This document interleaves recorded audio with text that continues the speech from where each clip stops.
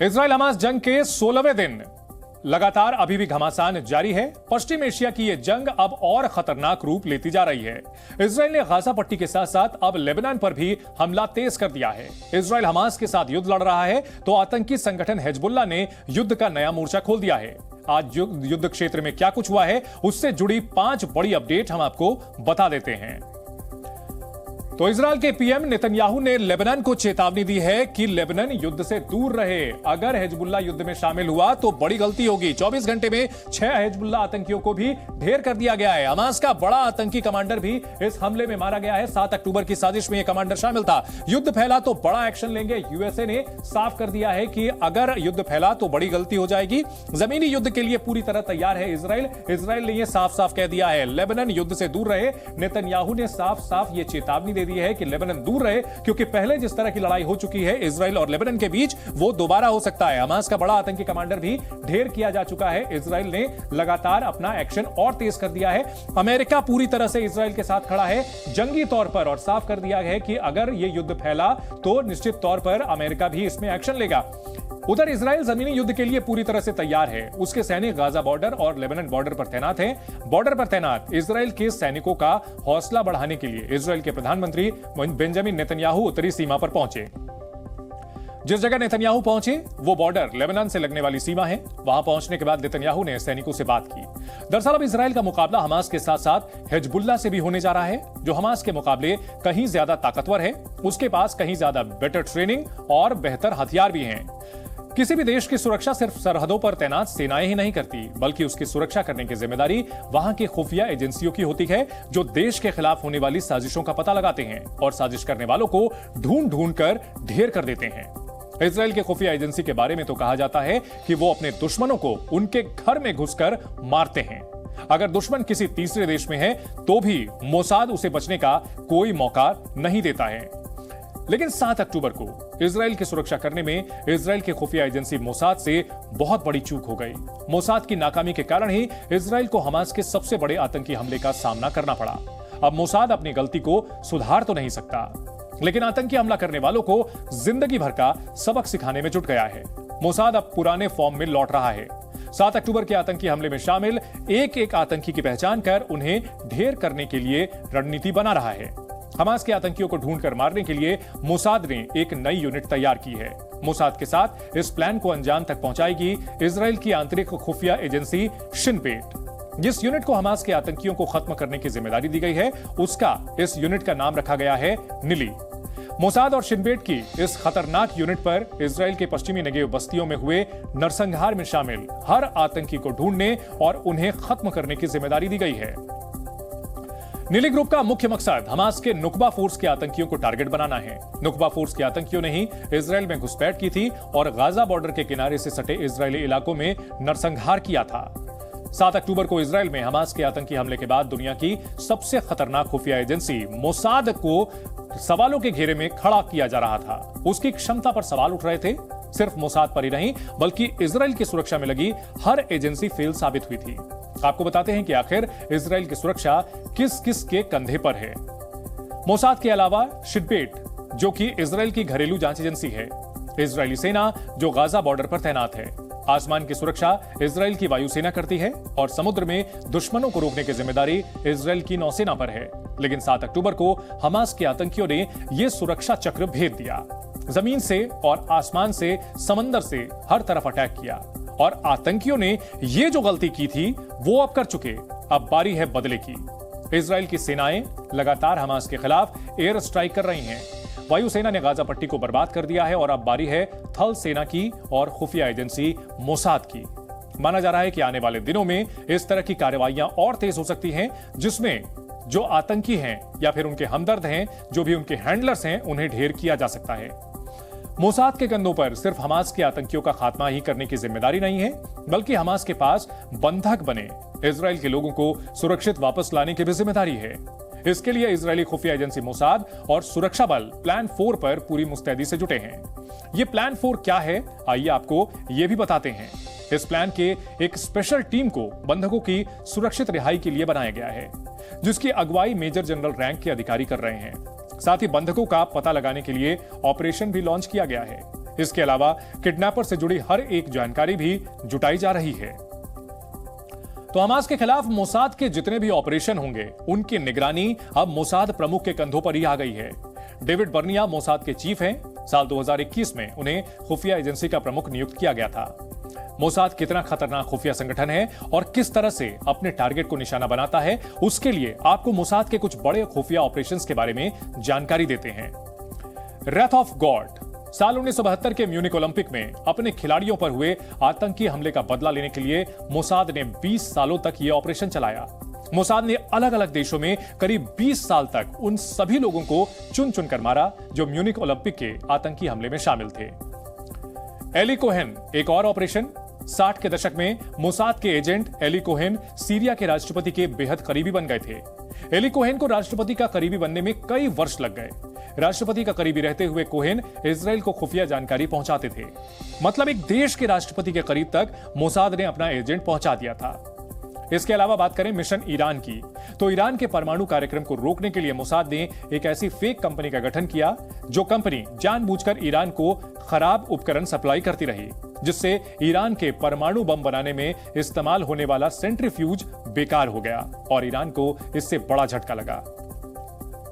साल 2011 में ईरानी परमाणु प्रोजेक्ट के प्रमुख कार में कहीं जा रहे थे और तभी उनके बगल में चल रहे एक मोटरसाइकिल चालक ने कार के पिछले शीशे पर एक छोटी सी डिवाइस को चिपका दिया।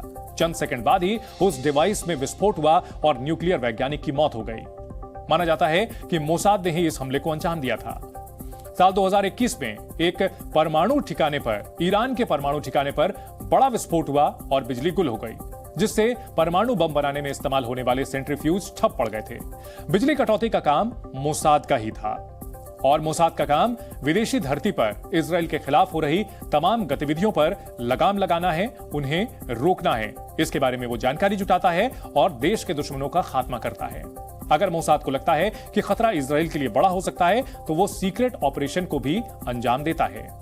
अब मोसाद के कंधे पर सबसे बड़ी जिम्मेदारी है 7 अक्टूबर के आतंकी हमले का बदला लेना। इसके लिए दुनिया भर में फैले मोसाद के 7000 एजेंट अब किसी भी हद को पार करने की कोशिश करेंगे। मोसाद के एजेंट के निशाने पर हमास के टॉप 5 मोस्ट वांटेड आतंकी कौन कौन से हैं, ये भी हम आपको बता देते हैं। इनमें सबसे पहला नाम इस्माइल हानिये का है। यह हमास का अंतर्राष्ट्रीय चेहरा है। हमास पॉलिटिकल ब्यूरो का प्रमुख है। यह अभी गाजा में नहीं है, यह कतर में मौजूद है। इजराइल की कोशिश होगी कि इसे कोवर्ट ऑपरेशन में मार गिराया जाए। मोस्ट वांटेड लिस्ट में दूसरा नाम है याहिया सिनवार का। यह गाजा में हमास का नेता है और बेहद खूंखार है। 7 अक्टूबर की आतंकी प्लानिंग में शामिल रहा। इसके गाजा पट्टी में होने का दावा किया जा रहा है। तीसरा नाम है मोहम्मद दैफ। माना जाता है कि यह बरसों से इजराइल की सबसे बड़ी मुसीबत बना हुआ है। हमास के सैन्य ब्रिगेड का प्रमुख है ये और आतंकी साजिश का मास्टरमाइंड इसे माना जाता है। अब्दुल्ला बरगूती हमास का ये आतंकी इंजीनियर है। इसके पास विस्फोटक तैयार करने की क्षमता है। बरगूती को प्रिंस ऑफ शैडो के नाम से भी जाना जाता है। ये कई इजरायलियों की मौत का जिम्मेदार है। मारवान इस्सा ये हमास की सेना का डिप्टी कमांडर है। मारवान इस्सा को मोहम्मद देफ का दाहिना हाथ माना जाता है और 7 अक्टूबर को आतंकी हमले की योजना बनाने में यह भी शामिल रहा था। तो ये वो टॉप 5 आतंकी हैं जिनकी तलाश करना और जिन्हें ठिकाने लगाना अब मोसाद की बड़ी जिम्मेदारी होगी। हमास के टॉप आतंकी इजरायली सेना और मोसाद के निशाने पर हैं। आज भी हमास को इजराइल की सेना ने बड़ा नुकसान पहुंचाया है। इजराइल की ओर से लगातार हवाई हमला किया जा रहा है। आज भी गाजा में जोरदार स्ट्राइक किया गया, जिसमें हमास के कई ठिकानों को वायुसेना ने बर्बाद कर दिया। कई इमारतों और रिहायशी इलाकों के बीच आतंकी अड्डों को इजराइल ने तबाह कर दिया है। आईडीएफ की कार्रवाई लगातार जारी रहेगी। यह साफ किया गया है कि जब तक हमास की सैन्य पावर को खत्म नहीं कर देते तब तक इजराइल चुप नहीं बैठने वाला है। 7 अक्टूबर के आतंकी हमले में रॉकेट हमले को अंजाम देने वाले आतंकी कमांडर मोहम्मद कटामाश को इजराइल ने एयर स्ट्राइक में मार गिराया, ये जानकारी मिल रही है। मोहम्मद कटामाश आतंकी संगठन हमास के आर्टिलरी डिवीजन का अहम कमांडर था। इजराइल में आतंकी हमले की प्लानिंग में मोहम्मद कटामाश भी शामिल था और उसे ढेर करके इजराइल ने अपने एक दुश्मन को मौत के मुंह में पहुंचा दिया है। पिछले 24 घंटे के अंदर इजराइल ने हमास की नुकबा कमांडो फोर्स को खून के आंसू रोने पर मजबूर कर दिया। रात के अंधेरे में हमला करके नुकबा कमांडो फोर्स के 2 आतंकियों को मौत की नींद सुला दिया गया। हमास पर किए गए घातक हमले का वीडियो भी इजराइल ने शेयर किया है। इजरायली सेना ने दावा किया कि ताजा हमले में हमास के कई और आतंकी भी मारे गए हैं। हालांकि इजरायली सेना ने उनके बारे में कोई ज्यादा जानकारी साझा नहीं की, सिर्फ इतना बताया कि इजरायली वायुसेना ने हमास के ठिकानों को जमींदोज किया, उनकी सुरंगों, कमांड सेंटर्स, हथियार डिपो और उन मस्जिदों को नेस्तनाबूद किया जिनका इस्तेमाल वॉर रूम की तरह किया जा रहा था। הציוד ההומניטרי שנכנס לאונר"א, עליו אנחנו מפקחים. זה שנכנס ממצרים, עליו אנחנו מפקחים עכשיו בבסיסי אונר"א לוודא שהמים, התרופות והאוכל מחולקים לאותו אזור הומניטרי שקבענו. כל בניין שנופל בעזה הוא בניין שחמאס מפעיל ממנו יכולות טרור. הוא עושה את זה בכוונה, בכדי שנהרוס בניינים. इजराइल हमास जंग में अब तक इजराइल गाजा पट्टी पर बम बरसा रहा था, लेकिन अब हमास आतंकियों को वेस्ट बैंक से हो रहे हमले को देखते हुए वहां भी हमला शुरू कर दिया गया है। आपको बता दें कि फिलिस्तीन का इलाका दो जगह में बटा हुआ है, एक गाजा पट्टी और दूसरा वेस्ट बैंक। बीती रात इजरायली लड़ाकू विमानों ने वेस्ट बैंक के अल अंसार मस्जिद पर बमबारी की। अल अंसार मस्जिद वेस्ट बैंक के जेनिन रिफ्यूजी कैंप में मौजूद है। इस हमले में 2 लोग मारे गए हैं। मस्जिद पर हमला करने के पीछे इजराइल ने दलील दी कि अल अंसार मस्जिद के बेसमेंट में हमास के लड़ाके इजराइल पर हमले की प्लानिंग कर रहे थे और मस्जिद के नीचे हमास ने टनल बनाई हुई है जो उनका मिलिट्री अड्डा है। इजराइल का दावा है कि सुरंग का इस्तेमाल हमास और फिलिस्तीनी इस्लामिक जिहाद से जुड़ा एक आतंकवादी गिरोह कर रहा था। इजरायली डिफेंस फोर्सेज और इजरायली सुरक्षा एजेंसी शिन बेट ने ज्वाइंट ऑपरेशन के तहत मस्जिद को तबाह कर दिया। जी मीडिया की टीम लगातार 15 दिन से युद्ध के मैदान में डटी है और वहां से आपके लिए युद्ध की हर तस्वीर पहुंचा रही है। देखिए गाजा बॉर्डर से संवाददाता विशाल पांडे की ये एक्सक्लूसिव रिपोर्ट। इजराइल और हमास के बीच युद्ध जारी है और युद्ध का आज 16वां दिन है। इजराइल लगातार हमास के आतंकी ठिकानों पर बमबारी कर रहा है, हवाई हमले कर रहा है ताकि हमास के आतंकियों का खात्मा किया जा सके। इसके साथ ही इजराइल वेस्ट बैंक में भी लगातार छापेमारी डाल रहा है क्योंकि जो जेनिन कैंप है उसमें हमास से जुड़े हुए कुछ लोगों के छिपे होने की आशंका है और कई लोगों को अब तक इजराइल गिरफ्तार भी कर चुका है जिनका सीधा संबंध हमास के आतंकियों के साथ है। इसके साथ ही इजराइल को एक बड़ी चुनौती लेबनान के फ्रंट से हिजबुल्लाह से मिल रही है क्योंकि हिजबुल्लाह रुक रुक कर कई रॉकेट से हमला उत्तरी इजराइल की तरफ कर रहा है, जिसके मद्देनजर इजराइल जो उत्तरी इलाका है उसको कुछ किलोमीटर तक खाली करा चुका है। और साथ ही आज इजराइल के प्रधानमंत्री बेंजामिन नेतन्याहू ने उत्तरी इजराइल का दौरा किया जो कि लेबनान से सटा हुआ इलाका है और इस समय जो दोहरी चुनौती इजराइल के सामने है इसीलिए तैयारी भी इजराइल की दोहरी है। एक तरफ दक्षिण के हिस्से में जहां इस वक्त मैं मौजूद हूं वहां पर इजराइल पूरी तरह से तैयार है हमास से मुकाबला करने के लिए, हमास के आतंकी जो निशाने हैं, जो ठिकाने हैं उनको खत्म करने के लिए। और दूसरी तरफ उत्तरी तरफ इजराइल पूरी तरह से तैयार है हिजबुल्लाह के आतंकी ठिकानों को खत्म करने के लिए। कुल मिलाकर आप ये कह सकते हैं कि यह युद्ध काफी लंबा चलने वाला है। जी न्यूज़।